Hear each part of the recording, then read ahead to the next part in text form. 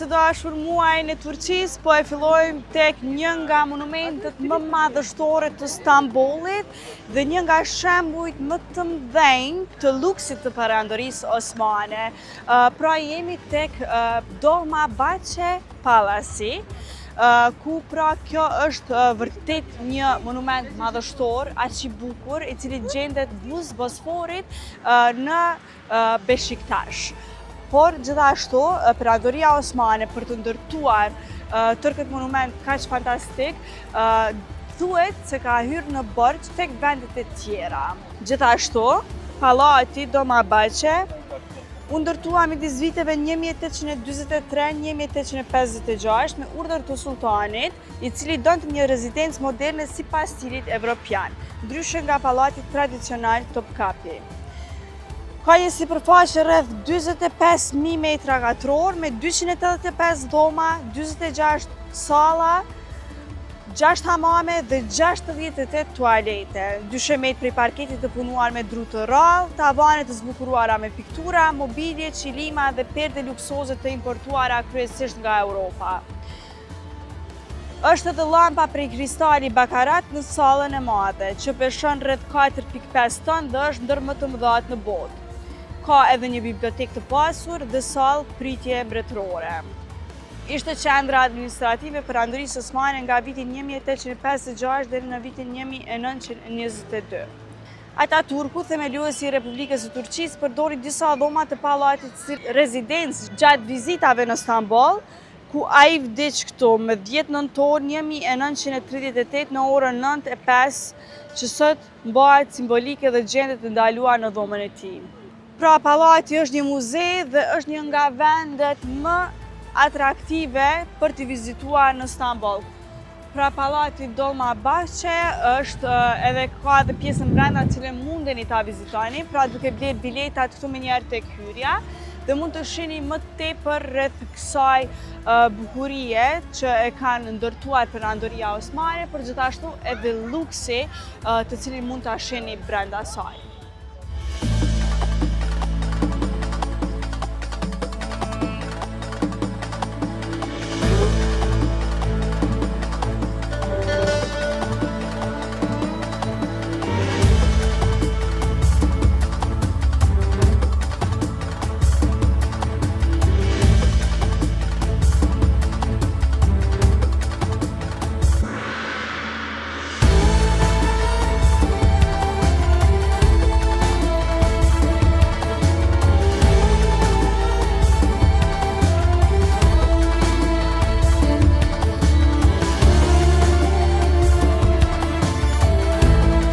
Shikues të dashur, tashmë gjendemi tek Galata Tower këtu në Stamboll, e cila është një nga vendet e cila vizitohet më së shumti këtu në Stamboll. Mund të vini, por gjithashtu dhe të hypni këtu lart dhe të keni një pamje madhështore të Bosforit, të Xhirit të Art, por gjithashtu dhe të kontinenteve të Evropës dhe të Azisë. Kulla Galata është ndërtuar në vitin 1348 nga Gjenezët, e cila është quajtur kulla e Krishtit, por më pas në vitin 1453 u shndrua në një burg dhe një pikë vrojtimi për të gjitha zjarret të cilat bëheshin në Stamboll. Pra kjo kullë ka një histori shumë të gjatë, ku thuhet, disa mite janë që thuhet se nëse dy të dashuruar vinë për herë të parë bashkë dhe ngjiten në kullën Galata, atëherë dashuria atyre do të zgjasë përgjithmonë. Kjo kullë ka shumë histori. Çdo shekull ka pasur restaurime, pas një zjarri në vitin 1794, çatia është riparuar, në vitin 1831 ka pësuar dëmtime të tjera dhe studia e vitit 1875 i ka shpëtuar çatinë e saj ikonike, e cila u rindërtua vetëm në vitet 1960 gjatë hapjes për publikun. Në vitin 2020, pas restaurimeve, kulla u hap si muze, Galata Kulesi Museum, duke ofruar eksponate që përfshin artefakte nga periudha të ndryshme historike të Stambollit. Restaurimet të fundit të vitit 2023 dhe 2024 kanë përfshirë forcimin kundër tërmetit dhe kontrollin e kapacitetit, maksimalisht 100 vizitor në orë. Ka një pamje panoramike në 360 shkallë, nga terasa e sipërme shihen Bosfori, Gjiri i Artë dhe dy kontinentet Azi dhe Europë, dhe është një vend magjik për fotografi. Një nga më madhorët që është në histori, pra është historia e Hezrafën Ahmet Çelebi, i cili sipas legjendës fluturoi me krah prej druri nga kulla tek bregu i tjetër i Bosforit.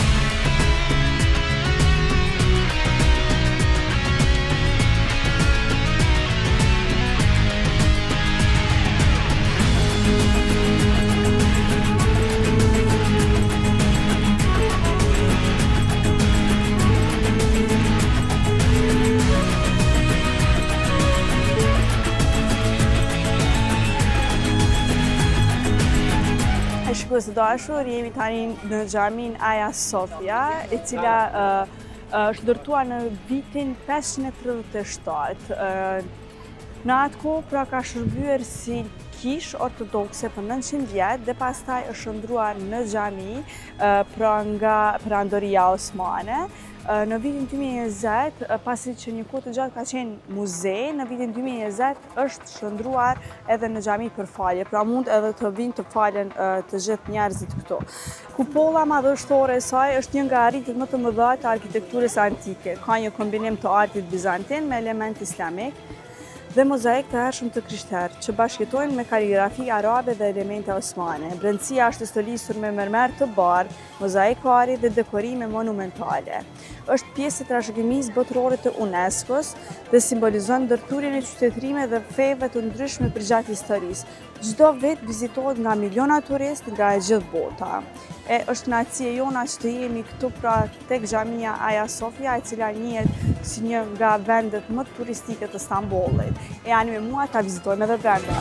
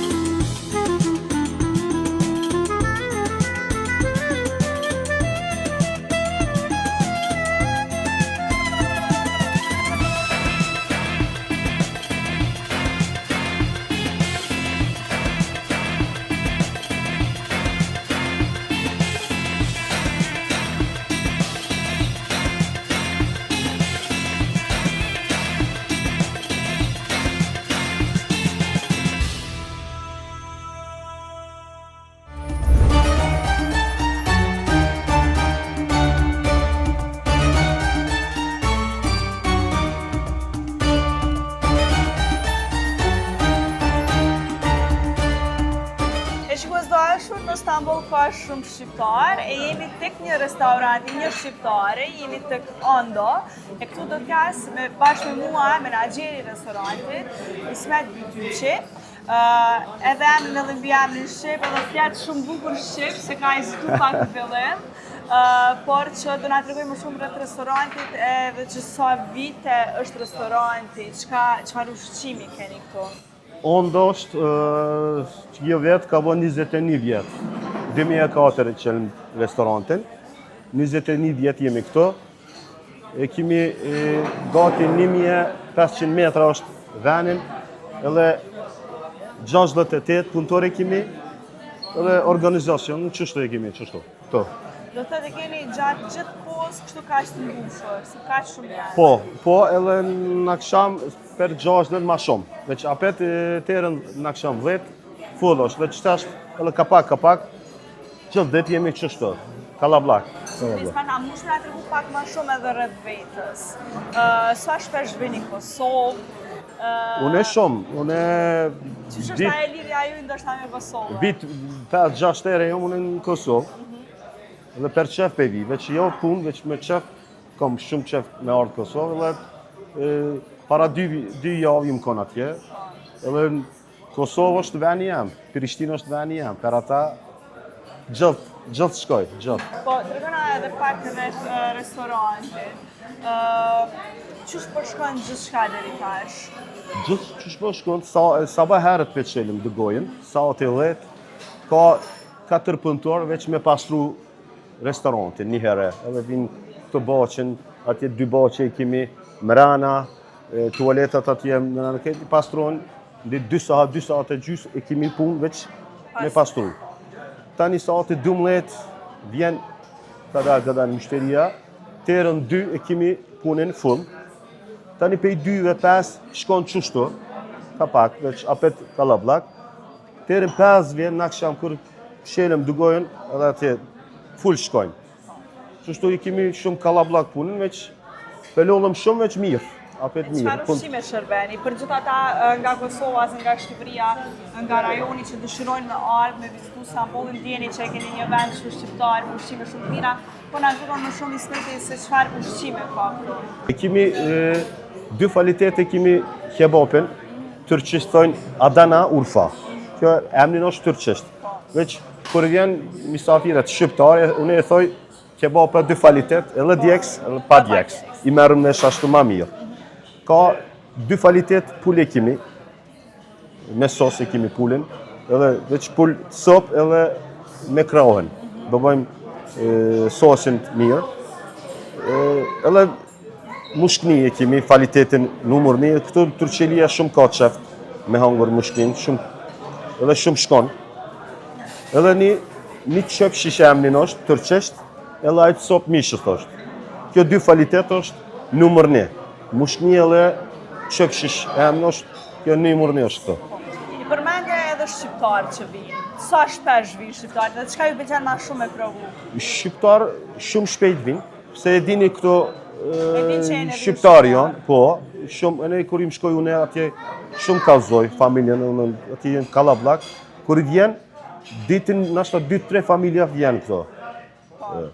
Une nashta s'kom të veç, e din që është venin shqiptarit, shumë shpejt vjen, edhe kalablak vjen. Po shohim edhe ndoshta në pamje mund ta shihni edhe një nusë dhe një dhëndër me familjen e tyre që kanë vendosur që ditën më të rëndësishme të tyre ta kenë këtu tek Ondo. Dhe po shohim gjithashtu edhe shumë familjarë të tjerë që janë këtu. Ishte kënaqësi edhe jona si ekip e emisionit Pasion e Profesion të jemi këtu dhe të provojmë ushqimin i cili është shumë fantastik. Keni edhe një restorant tjetër. Po. A mund të shpëra drejtu se ku është edhe çfarë ushqimi ka? Ushqimi është njëjtë. Po. Pe këtu i është një 15 km, ma lartë, ma i vogël, veç ma turqistojnë butik, ma butik është. Punëtore është ma pak, 25 punëtor e kemi atje. Kvalitetin njëjtë është,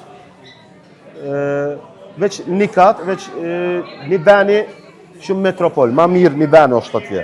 Po. Ju jeni edhe kështu ekipa e restorantit jeni familjar. Po. Na tregove që keni shumë punëtor dhe na ke tregu edhe mbrapa kamerave që përkujdeseni për punëtorët e juaj. Na ke tregu që edhe pjetjen dhe gjitha i kanë të siguruar. Po, a keni pas punëtor shqiptar? Unë me punëtor shqiptar shumë pak kum punu. Se kjo sektori restorantit s'punon shqiptar. Ka restorantet, direktorat shqiptar ka veç, punëtor shumë pak, që s'punon. Ma kvalitet të tërë vend, s'punon, se këtu shumë rënë është puna, edhe shumë zor, edhe me saat, me vakt është shumë. Gati 10 saat, 11 saat punon. Punë është zor, per ata shqiptarë pak më rahat janë, për ata s'punon. Na tregove për ushqimin, i pamë edhe disa pamje të ushqimeve të cilat përgatiten në Ondo, po a mundesh na tregu diçka për Stambollin? Istanbulët, unë me kauzu Istanbulët e? Pse duhet vinë shikuesit e emisionit Pasion e Profesion në Stamboll? Istanbulli është shumë kallabllak, veç shumë e mirë. Mirë është shumë e mirë Istanbulli. Çka ka diçka më të mirë në Stamboll? Çka bën më të mirët Istanbul? Ka vend me shëtyt shumë një herë, shumë ka. Bospors, atje te nashte i kanë një orta këj, Bebek. Kjo vend ato është dynjajt numër 1 për mu. Me gjërësirit me po, është numër 1. E kallabllak shumë ka vend me hangër, kvalitet. Edhe qështu shumë. Yani, amëlsijat shumë, ka kvalitetit shumë, i nënë super. Edhe buk me hongër është numër. Mundesh me gjetë gjithë vend diçka interesant Istanbul. Po qysh i fton shikuesit e emisionit Pasion e Profesion me ardhë në Ondo, me provu ushqimin këto? Ondo, kur zhdryp airport, veç taksijat me thu Ondo, Alibej Köy, edhe u kryt. Me njëherë vjen këto, pa problem. Edhe si shqiptar, normalisht e kemi tradit, e kemi ngjak që mi pritin ta kemi gjithmonë madhështore kështu, po e them madhështore sepse kudo që shkojmë ku ka shqiptar është mikpritja fantastike. Dhe të presim kështu si s'po na pret këtu në Ondo. Faleminderit shumë edhe për këtë intervistë, për kohën që po e ndajt me ne, por gjithashtu për ushqimin fantastik që e patët. Faleminderit.